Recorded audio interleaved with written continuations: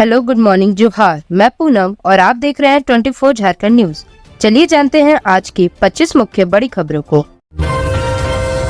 हजारीबाग में एसीबी का एक्शन, रिश्वत लेते पंचायत सचिव गिरफ्तार। एंटी करप्शन ब्यूरो एसीबी की टीम ने अलौंजा व हदारी पंचायत के पंचायत सचिव रमेंद्र कुमार सिन्हा को 6,000 रुपए रिश्वत लेते रंगेहाथ गिरफ्तार कर लिया। पंचायत सचिव रविंद्र कुमार सिन्हा ने अलौंजा पंचायत निवासी टीसीबी लाभुक ओम प्रकाश मेहता से प्रखंड परिसर के बाहर एक कैफे सेंटर में रिश्वत की रकम ली। ओम प्रकाश ने जैसे ही रिश्वत की रकम पंचायत सचिव को सौंपी, पहले से निगरानी कर रही एसीबी की टीम ने उसे दबोच लिया। ओम प्रकाश मेहता ने बताया कि रविंद्र कुमार सिन्हा पिछले 1 साल से अलौंजा पंचायत में पंचायत सचिव के पद पर कार्यरत थे और हाल ही में उन्हें हदारी पंचायत का अतिरिक्त प्रभार मिला था। उन्होंने टीसीबी की रकम लाभुक के खाते में भेजने के एवज में रिश्वत मांगी थी, जिसकी शिकायत उन्होंने हजारीबाग एसीबी से की थी। एसीबी अधिकारियों की जांच में शिकायत सही पाए जाने पर ओम प्रकाश को 6,000 रुपए देकर जाल बिछाया गया।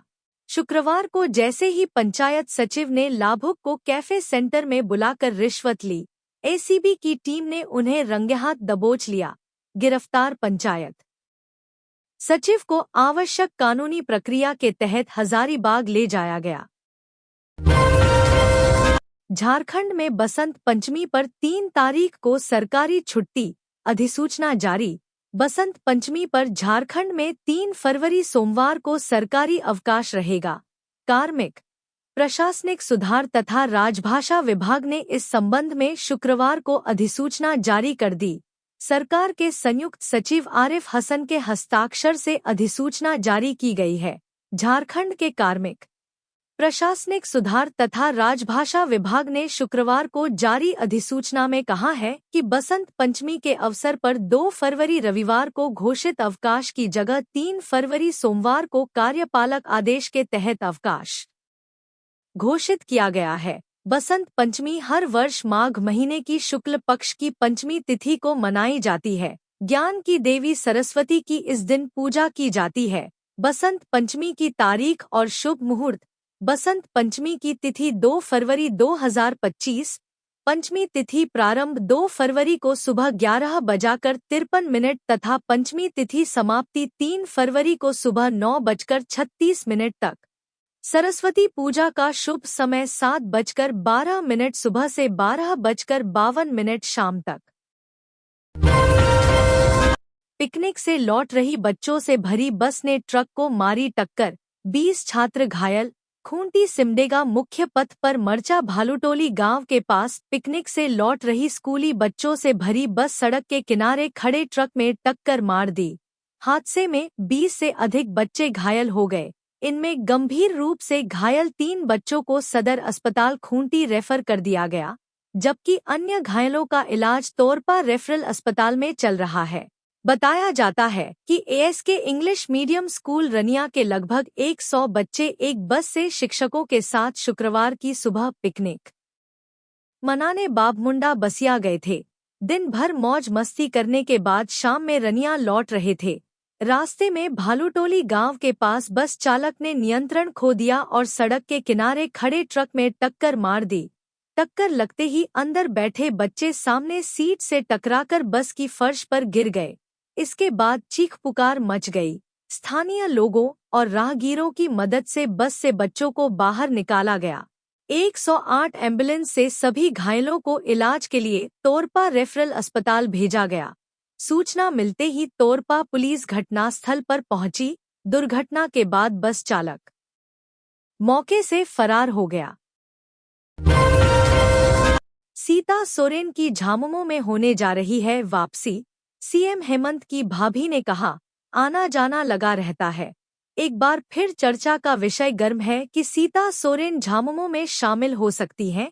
लोकसभा चुनाव 2024 से पहले वे बीजेपी में शामिल हो गई थी। इसके बाद उन्होंने विधानसभा चुनाव भी बीजेपी की टिकट पर लड़ा, लेकिन हार का सामना करना पड़ा। ऐसे में राजनीतिक गलियारों में चर्चा होने लगी कि अब शायद वह फिर से झामुमो में शामिल हो जाएं। 2 फरवरी को दुमका में झामुमो के स्थापना दिवस का आयोजन होना है। दुमका के गांधी मैदान में भव्य तैयारी की जा रही है। इसमें पार्टी के कार्यकारी अध्यक्ष सह सीएम हेमंत सोरेन शामिल होने वाले हैं। इस बार का स्थापना दिवस बेहद खास है क्योंकि पिछले साल इसी समय जेल में होने की वजह से हेमंत सोरेन शामिल नहीं हो पाए थे।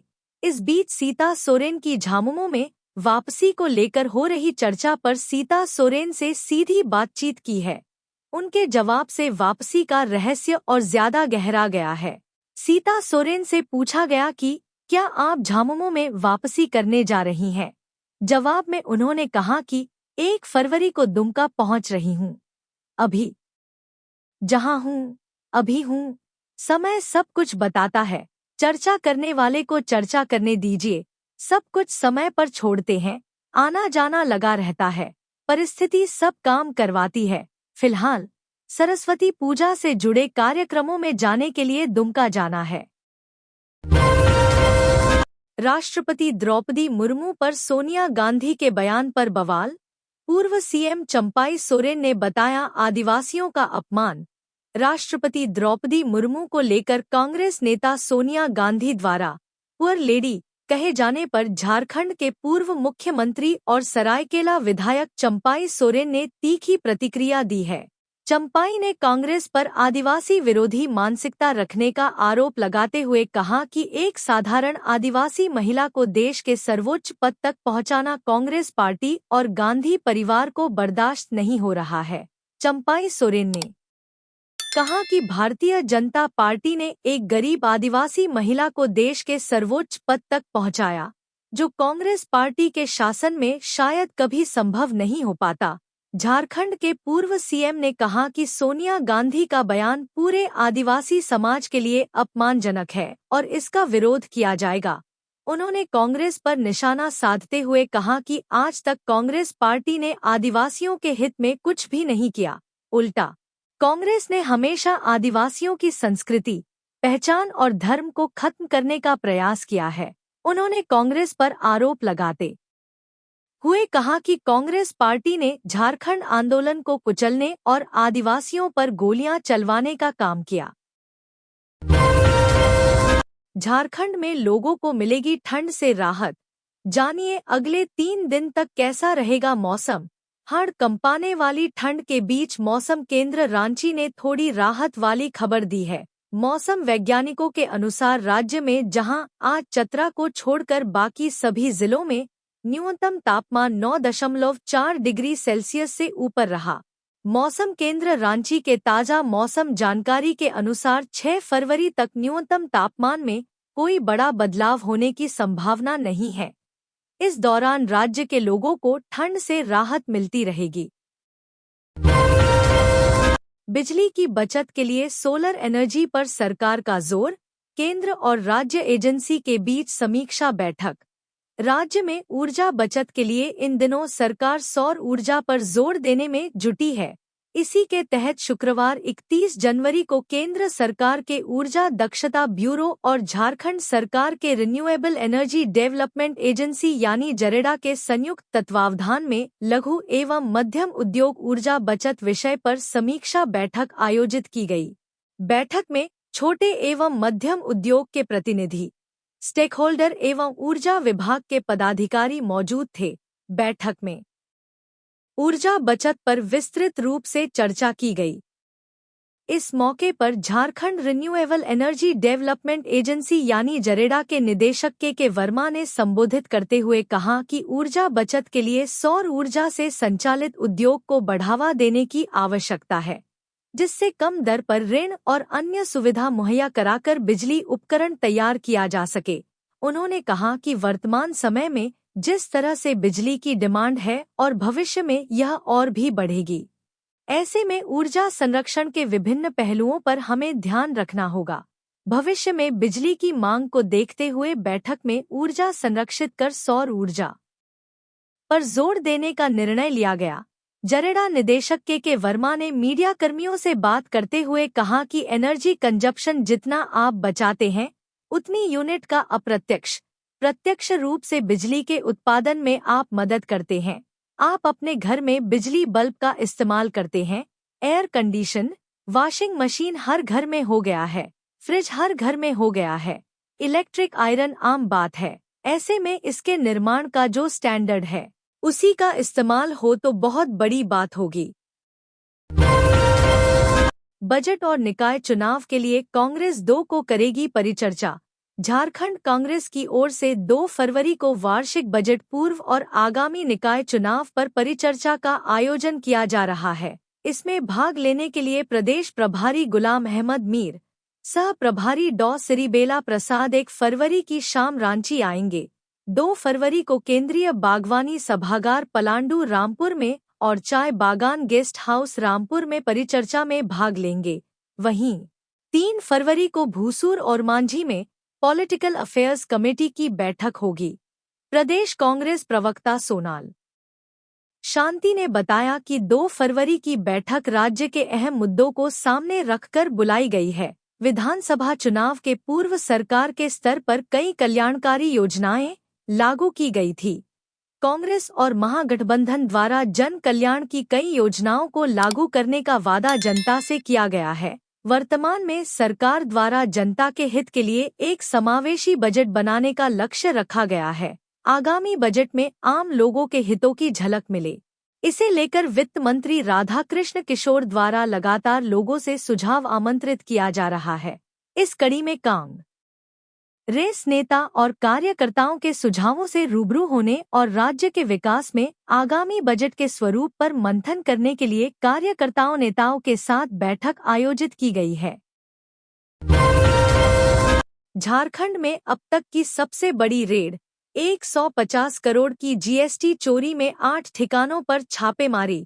धनबाद में 150 करोड़ रुपए की जीएसटी चोरी के मामले में जमशेदपुर की directorate general of GST intelligence की टीम ने शुक्रवार को धनबाद के धैया, झरिया, सरायढेला, गोविंदपुर समेत 8 जगहों पर छापेमारी की। धैया स्थित हवेली अपार्टमेंट में जीएसटी चोरी के मास्टरमाइंड सौरभ सिंघल और उसके सहयोगी शिवम सिंह के घर व दफ्तर में जांच चल रही है। दोनों के घर व दफ्तरों से नोट गिनने वाली 3 मशीनें, 5 लैपटॉप, पेन ड्राइव, 6 मोबाइल व हार्ड डिस्क जब्त किए गए। यही नहीं, डीजीजीआई को 100 करोड़ के कैश लेनदेन के कागजात भी मिले हैं। Trinity fuel, Shriram trading company, मां तारा इंटरप्राइजेज सहित 25 फर्जी कंपनियों के इनवॉइस भी जब्त किए गए हैं। हालांकि छापेमारी से पहले ही सौरभ सिंघल व शिवम सिंह फरार हो गए। टीम सौरभ के पिता राजेश सिंघल से पूछताछ कर रही है। वरिष्ठ आसूचना पदाधिकारी रोशन मिश्रा के मुताबिक अगर फर्जी कंपनी के नाम से इनवॉइस जारी नहीं होती और टैक्स भरा जाता तो सरकार को लगभग 40 करोड़ रुपए का राजस्व प्राप्त होता। श्री मिश्रा के मुताबिक कोयला पर 5% टैक्स है। इसके अलावा 800 रुपए प्रति टन सेस लिया जाता है। जांच में पकड़ने जाने पर टैक्स व सेस डबल हो जाता है। 150 करोड़ के जीएसटी की चोरी में सरकार को लगभग 40 करोड़ रुपए राजस्व का नुकसान हुआ है। छापेमारी में directorate general of GST intelligence के जमशेदपुर, रांची व धनबाद के 50 अधिकारी शामिल हैं। संयुक्त निदेशक सार्थक सक्सेना के आदेश पर वरिष्ठ आसूचना पदाधिकारी रोशन मिश्रा के नेतृत्व में छापेमारी चल रही है। जेएमएम के झारखंड दिवस के दिन सीएम हेमंत सोरेन कर सकते हैं बड़ी घोषणा। बसंत सोरेन ने बताया, झारखंड मुक्ति मोर्चा का स्थापना दिवस समारोह 2 फरवरी को दुमका के गांधी मैदान में झारखंड दिवस के तौर पर धूमधाम से मनाया जाएगा। इसे लेकर पार्टी की तैयारियां जोर शोर से चल रही है। शहर के चौक चौराहे पर पार्टी के झंडे, होर्डिंग्स और बैनर लगाए जा रहे हैं। कार्यक्रम को लेकर दुमका से विधायक बसंत सोरेन ने पूरी जानकारी दी है। उन्होंने कहा कि उस दिन मुख्यमंत्री झारखंड के बकाये राशि को लेकर कोई ठोस निर्णय लेने की घोषणा कर सकते हैं। विधायक बसंत सोरेन ने कहा कि सीएम हेमंत सोरेन के संबोधन में झारखंड के विकास से संबंधित बातें तो होंगी ही, लेकिन बकाया राशि के संबंध वे कोई बड़ी घोषणा कर सकते हैं। उन्होंने कहा कि झारखंड मुक्ति मोर्चा ने हमेशा अपने अधिकारों के लिए संघर्ष किया है, इसलिए संभव है कि बकाया राशि को पाने के लिए संघर्ष का रास्ता अख्तियार करना पड़े। झामुमो विधायक बसंत सोरेन ने बताया कि हर साल 2 फरवरी का दिन पार्टी काफी महत्वपूर्ण होता है। इस दिन दुमका के गांधी मैदान में आयोजित समारोह में मुख्य तौर पर पार्टी सुप रीमो शिबू सोरेन अपना संदेश राज्य की जनता और कार्यकर्ताओं को देते हैं। उनका संदेश हमें ऊर्जा से भर देता है। पिछले साल पार्टी के कार्यकारी अध्यक्ष और मुख्यमंत्री हेमंत सोरेन इस समारोह में शामिल नहीं हो सके, जिससे कार्यकर्ताओं के मन में थोड़ी मायूसी थी, लेकिन इस बार काफी उत्साह के साथ इसकी तैयारी की जा रही है। जनता के बीच इसे लेकर भारी उत्साह देखने को मिल रहा है। स्वास्थ्य मंत्री डॉक्टर इरफान अंसारी ने केसी वेणुगोपाल को सौंपी विभागों की रिपोर्ट। झारखंड के स्वास्थ्य मंत्री डॉक्टर इरफान अंसारी ने दिल्ली स्थित कांग्रेस मुख्यालय में पार्टी के महासचिव केसी वेणुगोपाल से मुलाकात कर अपने स्वास्थ्य विभाग, खाद्य सार्वजनिक वितरण विभाग और आपदा प्रबंधन विभाग की विस्तृत रिपोर्ट सौंपी। उन्होंने विभागीय कार्यों, प्रगति और चुनौतियों की जानकारी साझा की। मंत्री डॉक्टर इरफान अंसारी ने कहा कि स्वास्थ्य विभाग को अत्याधुनिक, सुचारू और प्रभावी बनाने के लिए लगातार प्रयास किए जा रहे हैं। उनके नेतृत्व में विभाग में व्यापक सुधार देखने को मिल रहा है। इससे झारखंड की जनता को सीधा लाभ मिल रहा है।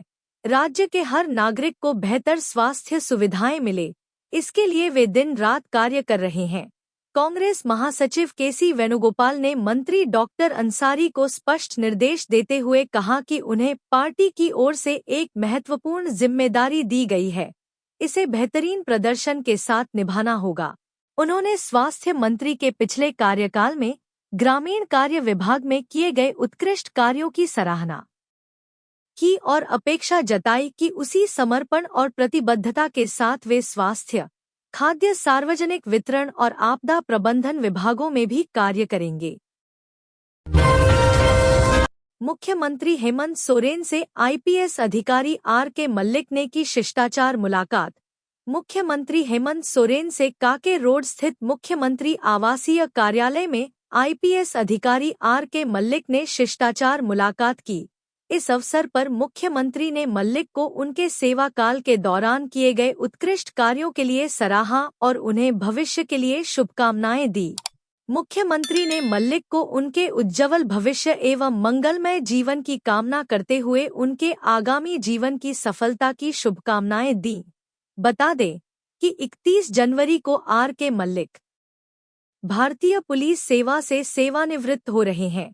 इस मुलाकात के दौरान मुख्यमंत्री ने मल्लिक के कार्यकाल को याद करते हुए उनकी सेवाओं की सराहना की और राज्य में कानून व्यवस्था को मजबूत बनाने में उनके योगदान को मान्यता दी। सेवानिवृत्ति के बाद मल्लिक को जीवन के नए अध्याय के लिए मुख्यमंत्री ने शुभकामनाएं दी। झारखंड विधानसभा सचिवालय के 3 कर्मचारी सेवानिवृत्त, दी गई विदाई। शुक्रवार को झारखंड विधानसभा सचिवालय में सभा सचिवालय के 3 कर्मियों के सेवानिवृत्ति के अवसर पर विदाई समारोह का आयोजन किया गया। इस अवसर पर विधानसभा सचिवालय के 3 कर्मियों को विदाई दी गई। सेवानिवृत्त होने वाले में विक्रम कुमार पासवान, मणिराम मांझी और शिवशंभू राम हैं, जिन्हें आज विदाई दी गई। विदाई समारोह के अवसर पर अधिकारियों, सहकर्मियों ने उनके सम्मान में अपने उद्गार व्यक्त किए। झारखंड विधानसभा के प्रभारी सचिव मणिक लाल हेम्ब्रम ने अपने संबोधन में कहा कि आज सेवानिवृत्त होने वाले तीनों विधानसभा सचिवालय के कर्मचारी अपने कार्यक्षमता, सौहार्दपूर्ण व्यवहार के लिए हमेशा जाने गए। वे संपूर्ण सेवाकाल में अपने कर्तव्यों का निर्वहन पूर्ण रूप से किए हैं। हम सभी उनके सेवानिवृत्ति के उपरांत अच्छे स्वास्थ्य एवं उज्ज्वल भविष्य की कामना करते हैं। अमित मंडल ने कहा, पुलिस प्रशासन के हाथों में हेमंत सरकार ने डाली हथकड़ी। भाजपा नेता और पूर्व विधायक अमित मंडल ने कहा कि रांची के ग्रामीण एसपी ने विभिन्न कांडों का निष्पादन करने में लापरवाही बरतने वाले पुलिस पदाधिकारियों के खिलाफ कार्रवाई शुरू कर दी है। रांची के ग्रामीण इलाकों के थानों में पदस्थापित 72 अनुसंधान पदाधिकारियों आयोग को चिन्हित किया गया है, जिन्होंने 5 महीने से कांडों का निष्पादन करने में लापरवाही बरती है। उन्होंने रांची के एसएसपी चंदन कुमार सिन्हा के बयान का हवाला देते हुए कहा कि एसएसपी ने थानेदार बनने के लिए जुगाड़ तकनीक का इस्तेमाल करने वाले अधिकारियों को 24 घंटे के भीतर निलंबित करने की बात की थी।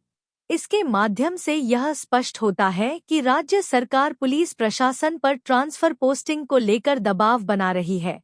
अमित मंडल ने आरोप लगाया कि ट्रांसफर पोस्टिंग के जरिए आने वाले अधिकारी अपने राजनैतिक आकाओं के इशारे पर काम करते हैं, जिससे वे कांडों के अनुसंधान और निष्पादन में कोई रुचि नहीं लेते। इसका परिणाम यह होता है कि अपराध बढ़ते हैं और पीड़ितों को समय पर न्याय नहीं मिलता। इसके साथ ही अपराधियों का मनोबल भी ऊंचा होता है। रांची में अब हर दिन सुनी जाएगी आम लोगों की शिकायत, डीसी मंजुनाथ भजंत्री का निर्देश। रांची जिले में आम लोगों की शिकायतें सुनने के लिए नई व्यवस्था बनाई गई है। डीसी मंजुनाथ भजंत्री के निर्देश पर अबुआ साथी नाम से व्हाट्सएप नंबर जारी किया गया है। मोबाइल नंबर 9430328080 पर आने वाली शिकायतों की सुनवाई डीसी के स्तर से होती है। अब सप्ताह में सभी दिन लोगों की समस्याएं सुनी जाएंगी। इसके बाद संबंधित विभाग को उन समस्याओं से अवगत कराया जाएगा। सोमवार से शनिवार तक समाहरणालय के ब्लॉक स्थित कमरा संख्या 204 में शिकायतों की सुनवाई होगी। लोग यहां आकर अपनी समस्याओं से जुड़े आवेदन दे सकते हैं।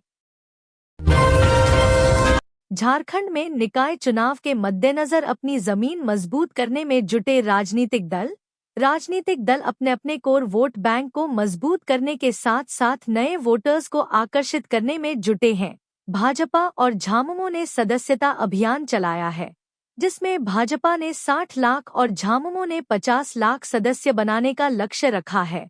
राज्य में होने वाले नगर निकाय चुनाव के बहाने राजनीति दल अपनी जमीन को मजबूत करने में जुट गए हैं। भाजपा विकास के एजेंडे और केंद्रीय योजनाओं को सामने रख रही है। पार्टी का फोकस आदिवासी, पिछड़े वर्ग, शहरी और युवा वोटरों पर है। भाजपा ने राज्य में 60 लाख सदस्य बनाने का लक्ष्य रखा है। पार्टी विकास के एजेंडे और केंद्रीय योजनाओं को सामने रख रही है। भाजपा संगठन महापर्व के तहत राज्य में सदस्यता अभियान चला रही है, जिसमें प्राथमिक सदस्य बनाने की प्रक्रिया पूरी कर ली गई है और अब सक्रिय सदस्य बनाने की कवायद चल रही है। झामुमो आदिवासी और ग्रामीण इलाकों में अपनी पकड़ बनाए रखने के लिए सामाजिक और आर्थिक मुद्दों को उठा रहा है।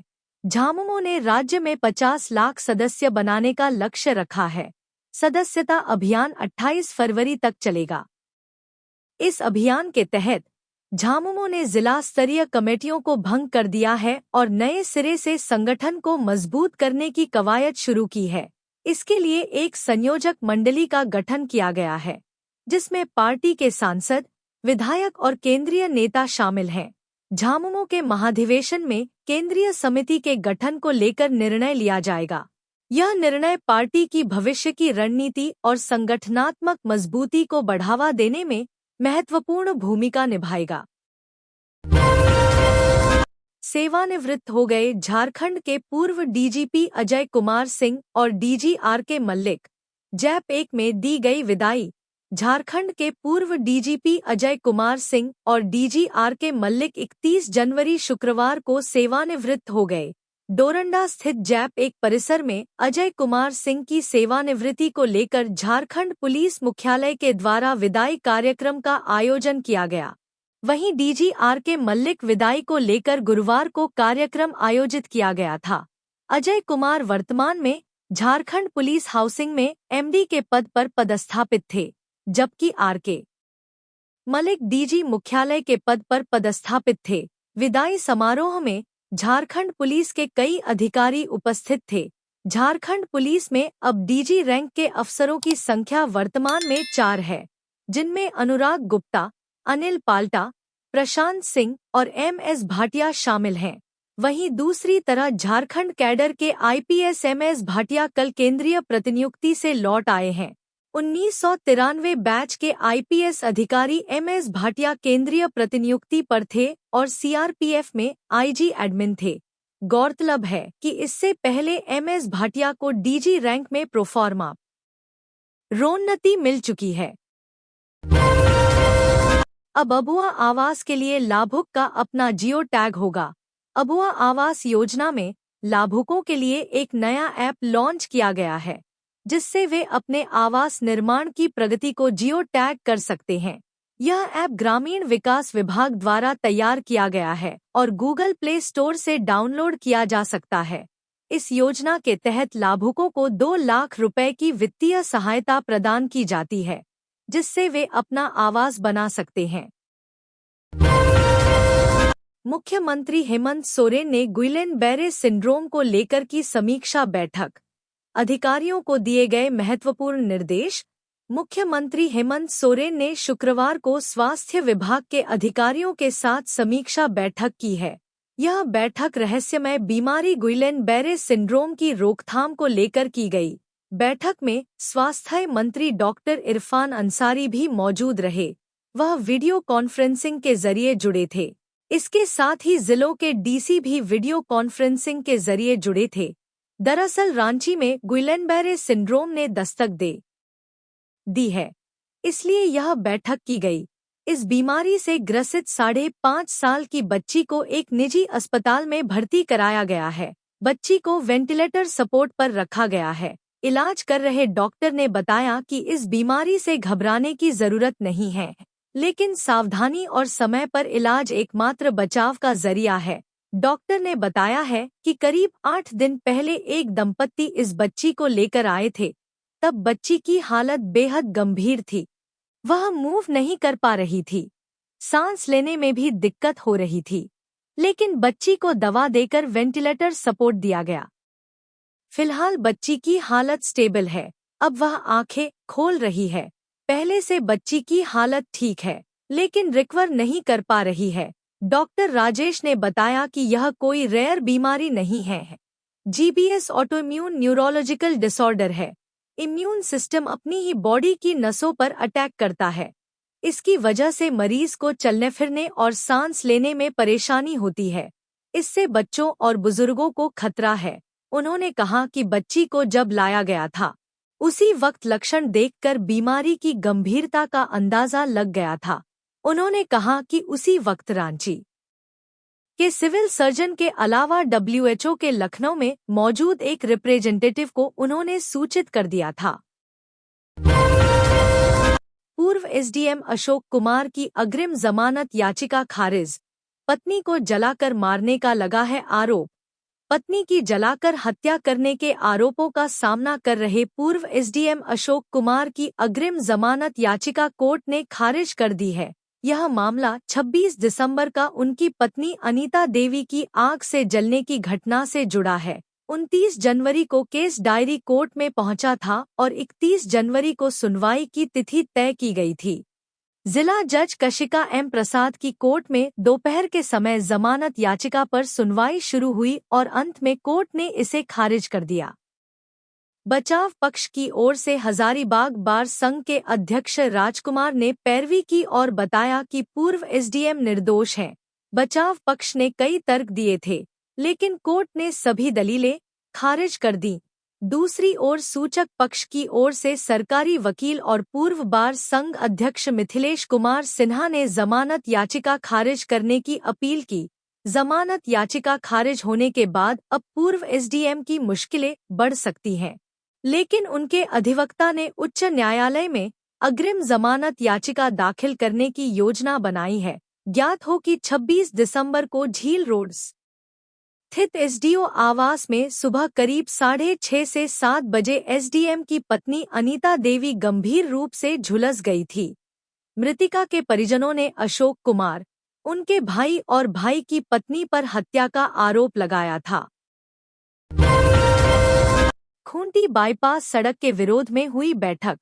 जमीन नहीं देने का लिया गया निर्णय। खूंटी में जाम की समस्या को हल करने के लिए बनने वाली बाईपास सड़क का अब विरोध शुरू हो गया है। शुक्रवार को खूंटी के कचहरी मैदान में एक सभा आयोजित की गई, जिसमें लोगों ने यह साफ कहा कि वे नई सड़क के लिए अपनी जमीन नहीं देंगे। सभा में आए लोग एकजुट होकर नारे लगा रहे थे और सरकार के खिलाफ अपनी नाराजगी व्यक्त कर रहे थे।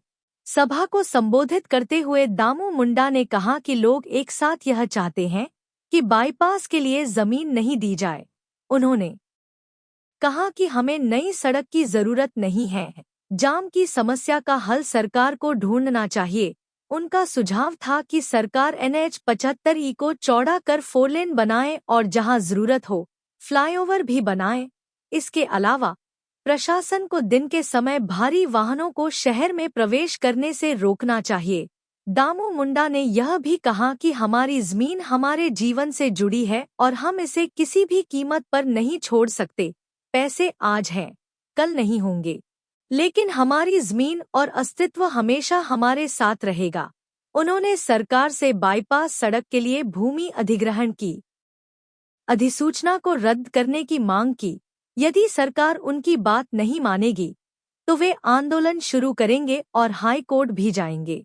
तो ये थी आज की झारखंड की टॉप बड़ी खबरें।